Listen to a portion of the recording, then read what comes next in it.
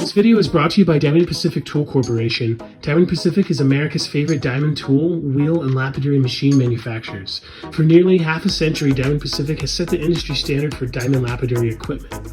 Join the majority of professional lapidaries and choose Diamond Pacific products such as their Nova wheels, Pixie, Genie, and Titan gem makers, as well as their wide selection of other high-quality lapidary diamond products. Check out Diamond Pacific today and find out why they're considered America's premier diamond lapidary tool manufacturers.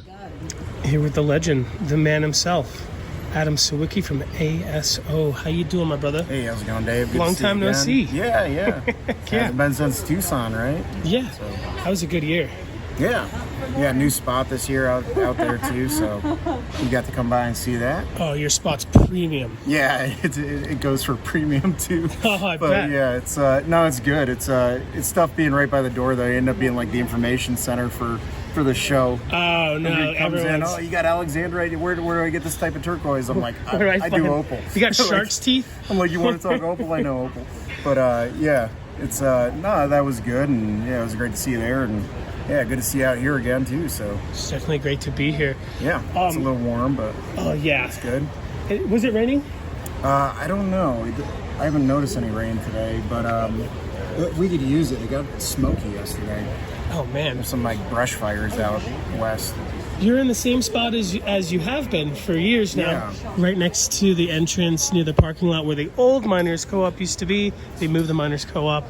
It's what they call the east entrance. So you can't miss it. Easy to park there, walk right up the ramp, and come on in here. You been cutting anything new? Yeah, a lot of new stones. I don't know, like these are all brand new in the last few days. Oh, fabulous. Jeez Louise. A bunch of this tray was too. Cut it along with some of those. These are fabulous, dude. Yeah, it was some good reds in the parcel. So that was nice. This one's got some crazy pattern going on. Roll that around for the camera. Nice ribbon pattern.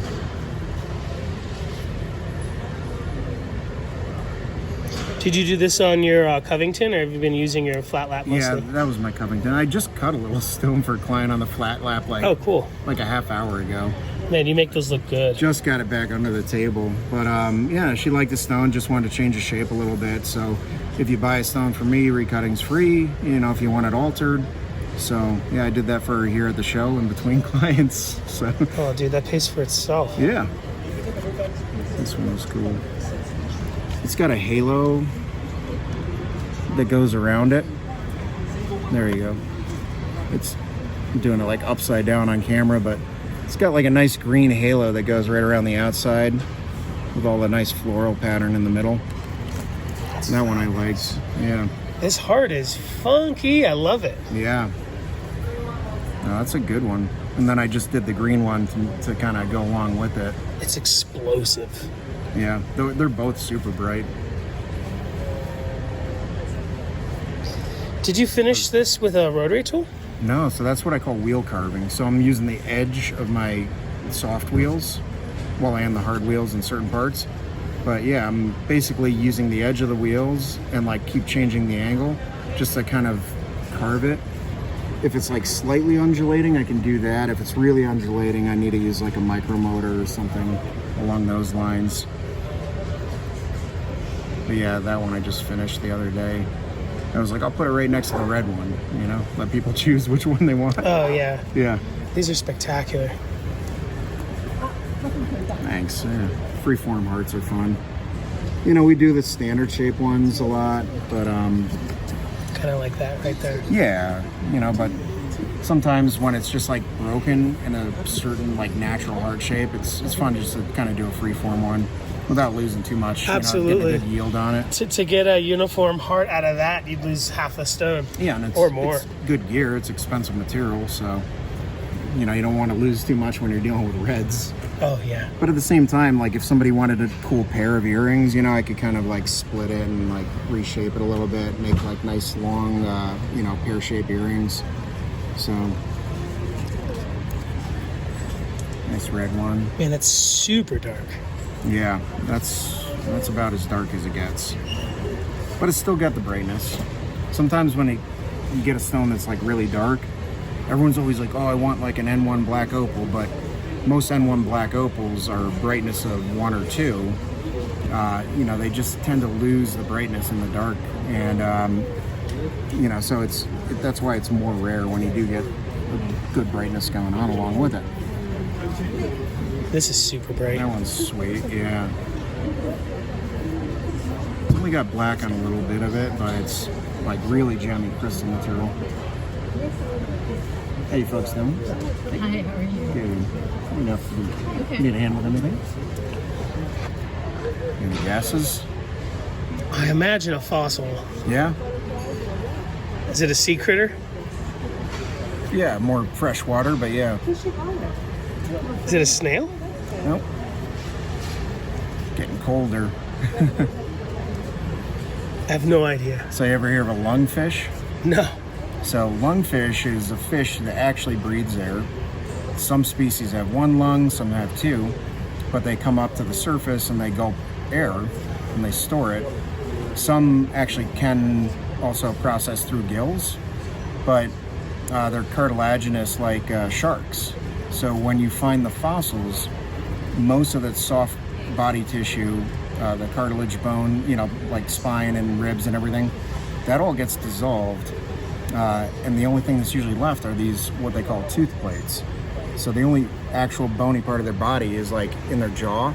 So they have like front and rear, top and bottom tooth plates, and they're used for like crushing like crustaceans and mollusks.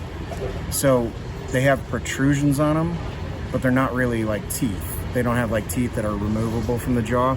Basically the jawbone grows and sends like spikes up through the soft tissue into the mouth, and those spikes like interlock with each other when they close, so they can put a lot of pressure. They have a lot of like big muscles in their jaw and like head, so that way they can just crush things open and get the good stuff inside. Trippy. I've never even... But it's like a rare fossil that we get in Lightning Ridge. That one's really well preserved. Yeah, I mean, it's no breaks. That would have been a decent size fish, probably like 2.5 feet long, I'd say. Fantastic. Is it for sale? Yeah, it is. Fabulous. Yeah, that just came out too, so my miner just sent it before they stopped the shipping from Australia. Why'd they stop shipping? Australians don't want to take U.S. beef. Oh, wow. Our beef sometimes has diseases. They have no natural disease in Australia, so they don't want to bring it in because it could introduce things like hoof and mouth, or wasting diseases, or mad cow disease. Is America being mean because we're not? Oh wow, they're being.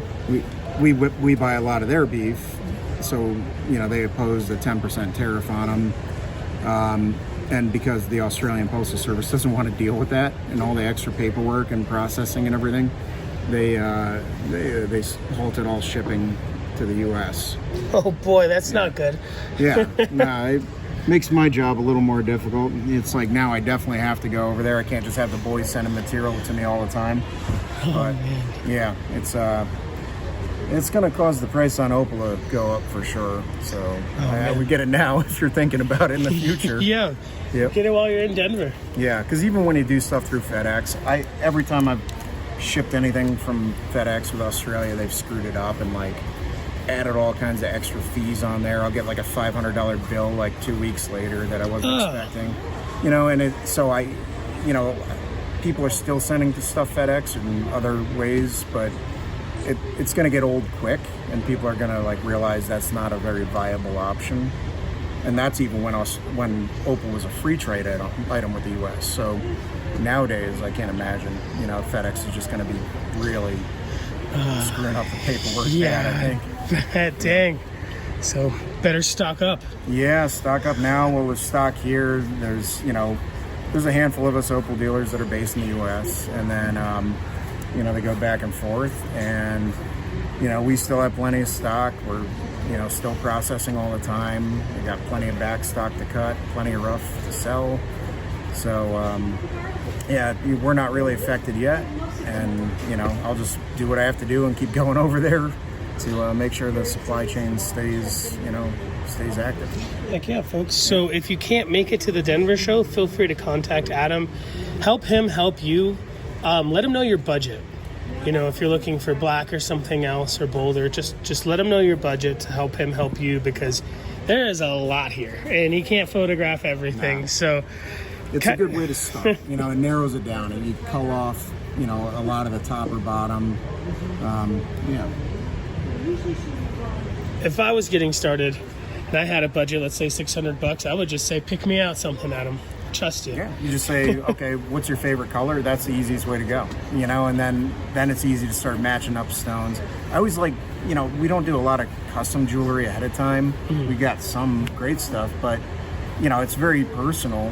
So I always say the reason I sell cabs is because it's easy for me to match a stone to the person and then design the piece of jewelry that, does the stone justice, protects it, represents it well, and then also matches the person's personality. So it's like you got to get it all to work together, and that's why doing custom jewelry is better, especially with Opal, I feel. Awesome. Clams, Fighting Ridge. Off rip, just looking at the color in this bag, definitely worth $400. Oh yeah, it that's takes, a smoking deal. One or two little stones. There's a lot of fossils in here too. Yeah, that's out of a fossil claim, so there's possibility to get knobbies in the claim, but it's mostly fossil.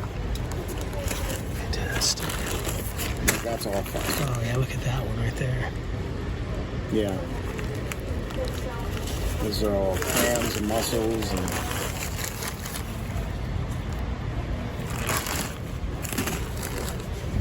I was just going to ask, isn't there anything besides fossil? no, not really. He's just jumped into a new claim, and we're getting a little bit knobby. $800 parcel of Boulder. Probably split a bunch of these. Yeah, some depending on bed. A lot of that's out of Oak Creek. You can dump it in the tray if you want some water on it. Go gently. Pretty good value bags. What's that, 400? 800. 8? Okay. Well, that is good. You're thinking in the, as far as cabs go? Oh, yeah. One or two of those stones get you 800 back, no problem. Look at the brightness there. Oh, wow. Yeah, there you go. Yeah, these are good values.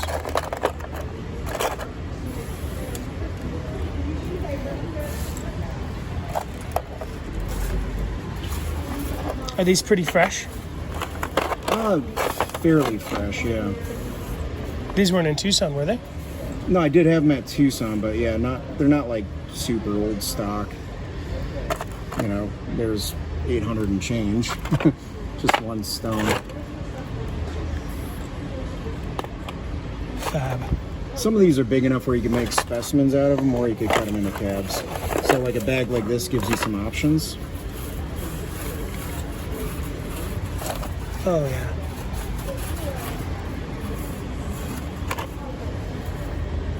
Cool veining in there. That one might split. Yeah, that's what I was thinking right there. I was going to ask you, is it too thin to attempt? No, it's actually, it doesn't need to be very thick at all.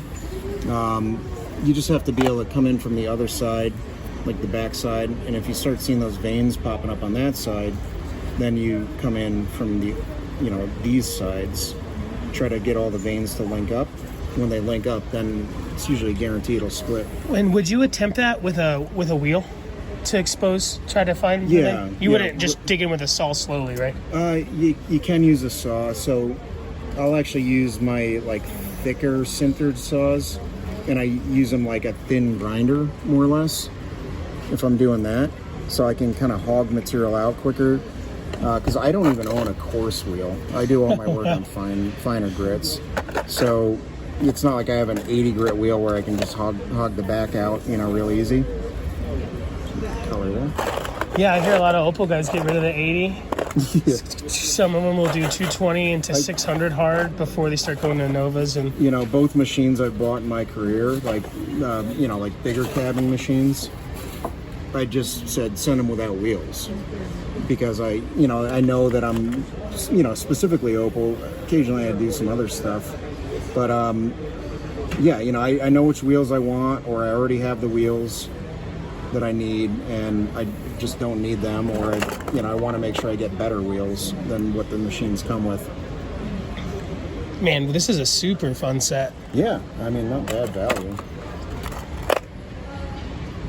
It's a good color, man. It's pretty. Oh, nice. These are like the premium boulders. These are the premium Boulder parcels, yeah. Do you mind if we take a look at one? Yeah, which one? Oh, that one. Oh, You want to pass me that water? absolutely. These are rub parcels.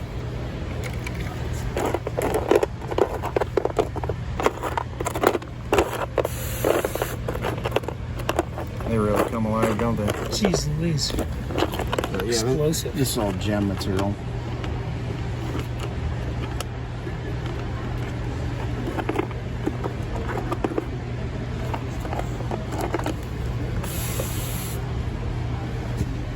Sparkly stuff. Yeah. Nice reds. You didn't have this in Tucson, did you? No, Very cool. right after. Does Boulder ever get like designer patterns like other Opal Yeah, fields? it does sometimes. Because this has got some crazy stuff going on in it. Yeah, what's been really popular with the Boulder Opal is like that one, like this one, this stripy pattern. Almost ladder pattern is what I've been calling it. But that's been, everyone's asking me for it now. And you don't get a lot of it, but it does happen in Boulder Opal. What's the pattern? I just call it ladder pattern. That's a good name. Yeah, it's kind of Simple. like ladder pattern Damascus. Yeah. Yeah, but everyone's sort of chasing those stripes. Like this one's got those, but then it's got like flagstone over the top of it. Man, that pays for everything right here, huh? Yeah. Especially that other one. Yeah, if that's not a $2,400 stone, I don't know what is. It's right there. Nice little stone. Mm-hmm. Someone did a lot of the work already. Yeah. No, you just need a finish. It's been slabbed out. The waste is gone. I would say probably what, like, Who roughed this out for you? Oh, my mate and I did. it's probably 1,200, huh? Ish, 3,000, 1,200. For what? Roughly what mesh you took it to? Oh yeah. That's like 12. Yeah, you could literally probably just cerium on felt it and you're done. Yeah, because it's full face. At this quality, go ahead and go to 50K. but you don't have to. It's so nice. But it's not matrix, so you don't actually have to work it as hard. Mm-hmm. Where like if you have Boulder matrix, you got to take it a bit higher, like 3,000 or 8,000. So you need a couple extra wheels before you go and polish it. But yeah, when it's full face material, it's all you're worrying about polishing is the Opal, which with black opal and stuff, I go right from 12 to final polishing, so works well. In your shop, do you ever drop any really nice ones and you lose them in the shop? The entire floor, I bought big sheets of, big rolls of rubber from, like, I don't know, hardware store. So they're like 6 by 8 feet. And they're only, you know, maybe a 1/4 inch thick. But I covered the entire floor of my shop with that and then built the shop on top of it. Oh, fab. So that was first, yep. It's definitely paid for itself, probably. Oh, yeah. No, I drop stones every day and none of them break on that, so that's good. Man, this is one hell of a parcel. And that's one of 4. They're all good. I want to see these gone this weekend.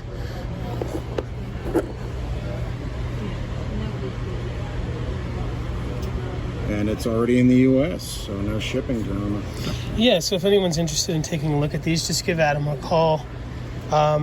He could probably help you out while he's here. Just take a screenshot and circle which one you want to see, or just tell him you want to see them all. If they take them all, you'll hook them up. Yeah, sure. Man, that's a great set. The nice thing with Boulder opal is out of direct sunlight, you know, like if we block the light, it's not really working that well here. The camera's not working with it, but like... Yeah, it's a super cheap $200 phone. We can see it like with our eyes. It actually like holds up in really low light pretty well. Yeah, I mean, it's still brilliant. Yeah. Well, I can see with my own eyes. Very, very sometimes cool. like black opal in low light, it goes away. Like the color goes away. You don't see it much. But Boulder opal tends to stand strong. All right, Adam brought this stuff to my attention, and when I first saw it, I saw the prices like $35, $75. I'm like, oh, is that Mexican? No, this is all American, and it's killer. Yeah, just cleaning out one of my miner's closets. He picked it up in Tucson decades ago, so I don't know if it's Deer Creek or what's the other one? He didn't remember. Deer Creek, and the other big one is Slaughter Mountain. But either way, $75. That's a $300, $400 piece right here. The whole set $700 and I think $65. Give him a call, take it all. And that's great. This is $75. Yeah. For American, that's insane. Yeah. And a lot of them have been faced a little bit, so you kind of know what you're getting. It's not a complete gamble. Yeah, for sure. And you do chase color like opals, obviously, folks, but it can be a little bit, well, because the price point alone, it's less forgiving. Yeah. You know, you must have zipped out and melted away and burnt up some precious ones when you were getting started. Yeah. Well, it's half the reason I didn't want to work with Ethiopian opal. I've been doing this long enough where I could have got in the beginning of this Willow fad and, you know, buy the top quality stuff for next to nothing back then. And I was thinking about it. I was like, well, when I'm spending on Australian material every month out of my budget, you know, I could buy a ton of this Ethiopian and put it away. And I ordered some, and I was so used to cutting opal, especially at the time I was doing a lot of Minibi, which is really hard, and I was also doing a bunch of Brazilian opal, super hard. So yeah, as soon as I started cutting the Ethiopian, I was like, wait, where'd the stone go? It was just so much softer, and I would blow right through it. I just wasn't used to it. Very cool. You do got some rough here. This is Pipe opal. Yeah, pipe opal rough. So opalized tree roots and the sandstone matrix. trippy. This stuff's out of Opalton, up in Queensland. How much is this a gram? I just do them by the piece. Oh, very pick cool. out a piece, you know, let you know. Heck It yeah. might be a couple bucks, might be $5, $10 at the most. But probably. relatively affordable for the pipe stuff? Yeah, exactly. And there isn't much of the rough available. Like, even if you look online, you're not going to find too much. You know, right now, almost all of it gets cut. We just tend to have enough of it where we can put some out in the rough for people who want to play with it. But it's the same principles as cutting Boulder Opal, pretty much. Very cool. You know, it's a dual density cut, you know, dual density material, so... Do you think with this stuff, when you're polishing it, you'd probably just want to use abrasives instead of compounds so you don't get it stuck in there? You can get the compounds out of it. Oh yeah, true. Like so when I set it in jewelry, I generally just blast it out with a steam cleaner afterward. So if any of it does get in there, it just comes out with a steam cleaner. This is super cool. Yeah. They're opalized tree roots.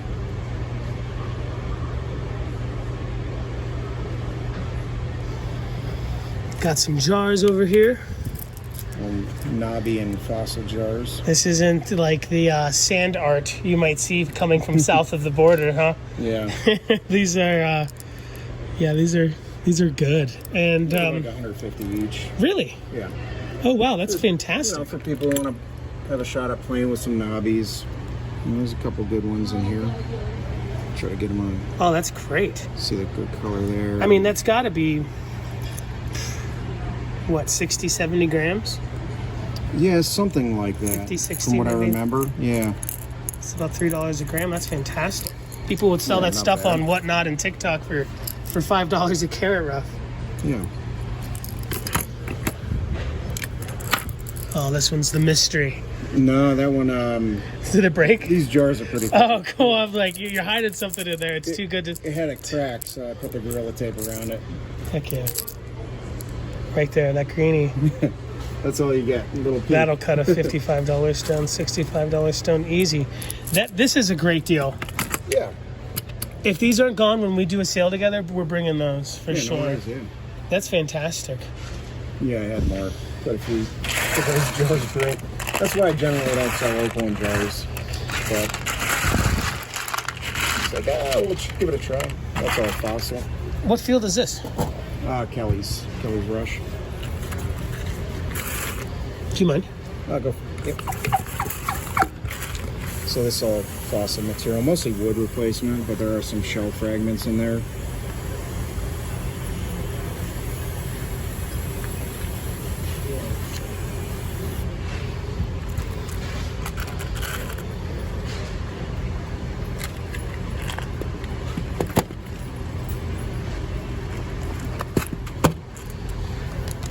Very nice.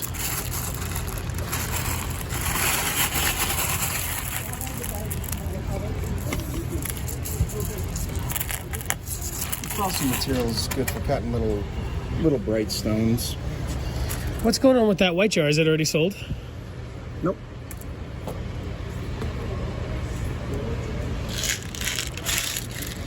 Looks like something old. Yeah. Very nice. Little jar. Whew. Peanut butter jar. Is it all black? Is it a mix? Well, there's a lot of semi-black in there, but there's some crystal, there's some black, there's some semi-black. Definitely a fair bit of cutters. Oh man, that green one right there is spectacular. Yeah. It's nice and bright. Get it before it's gone, folks. What's the booth number? C47. C47, and if you come through the western... Eastern store. Yep. East store, you can't miss Adam. And that beautiful banner. Thanks, brother. It's going to be a good year. Yeah. I feel it. Cheers, I feel it. I feel it. I feel it. Yeah. I feel it. It's going to be good. Hopefully, yeah. It's they've been promoting the show a lot, so hope they're doing that right now. But yeah, so hopefully all that promotion pays off and you get some good foot traffic through the doors. Definitely, like every time I'm on like Facebook or Instagram, I just get bombarded with ads for the show. Yeah. Which is better for you guys than like putting the flyers at like a bus stop where like 40 people live. Yeah. You know what I mean? You're not necessarily staring at him. I think they said there's probably been somewhere around 300,000 views of, their like Fabulous. ads from Instagram or whatever it was. Heck yeah. So And they're getting good at catering them. Today is officially the first day. I think yesterday was early entry. It was you could get in for like $25 or something. For some people, yep. And this is going to go till the 14th or 15th. Can't remember this year. I think it's 15th. This is Sunday, whichever. People always say, do I come at the beginning of the show, at the end of the show? Come at the beginning. Yeah. Because they're going to go through this, and they're going to pick out the very best stuff. So if you want to shop at the best stuff at the same price, get here today. Get here tomorrow. Yep. I bet this is going to get wiped out. Well, I always tell people too, I'm like, if you're a dealer, like I am, when we do the shows, we have travel expenses, we have all that kind of stuff, our booth fee and everything. So we're always trying to like recoup that money that we've already shelled out, usually up to a year in advance. We're trying to recoup that as quick as possible. So we like cutting deals and stuff in the beginning of the show more. At the end of the show, it's like, well, I can just take this to the next show. I can go home. Yeah, you're not gonna get hardballed. Yeah, for 80% off. You're okay with going home with your babies. Exactly. It's not the what is it? It's Stoddard. No, it's not it's not Quartzsite. Yeah. Where the poor hippie kid didn't make his $300 booth money. Yeah, exactly. No, you shouldn't hardball him either. Yeah, he needs to eat. Yeah, for real.